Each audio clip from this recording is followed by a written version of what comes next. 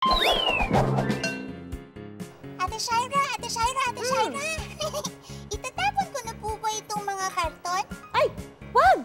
Wag muna, Mikmik. Naku, pwede pa natin itong magamit lalong-lalo na ngayon na malapit na magpasko. Alam mo, Mikmik, pwede natin itong gawing Christmas decor. Ang mga kailangan lang natin, syempre, may glugan tayo dito, may scissors, meron tayo ditong tissue roll, yung karton niya, tapos may felt paper tayo dito, may mga yarn tayo, may mga fuzzy wires and beads. At ang una nating step na gagawin ay gugupitin lang natin itong karton sa gitna. Tapos, gagawa lang tayo ng cone shape. Gamit itong karton hanggang sa maging ganitong katulad niya. So, dunikit ko siya. Etong felt paper natin or kaya kahit na anong makulay na papel na gusto ninyo, ididikit nyo lang yan dito. Tapos, pag nadikit nyo na siya, ganito ang kalalabasan niya.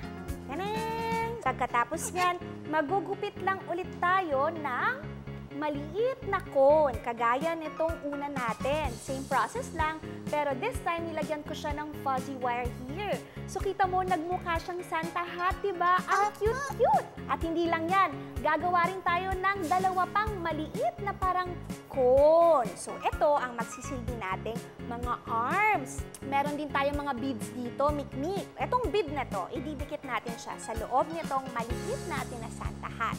Idikit natin yan para magmukha siyang ganito. Wow! So, ito yung head natin. Meron din tayo ditong malaking, may dalawa tayong barbecue stick dito na itinusok ko sa ilalim ng bead. Tapos, itong buhok niya, yarn lang to na tinirintas ko. Tingnan mo, ang cute, di ba?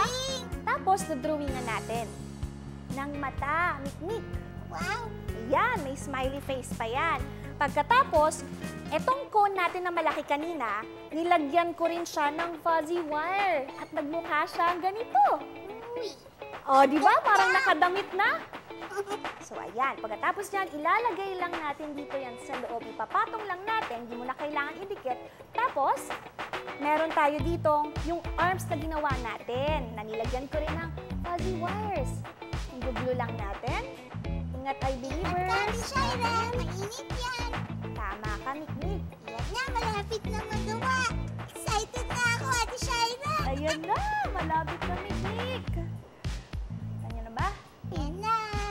Dalawa na yung kamay niya. Tama. Galing mo, Ate Shaira.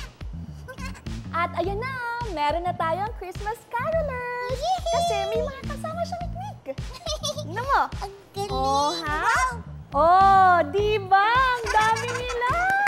Ganda, Ate Shaira. Ang galing. Akala ko basura na yung karton. Pero ngayon,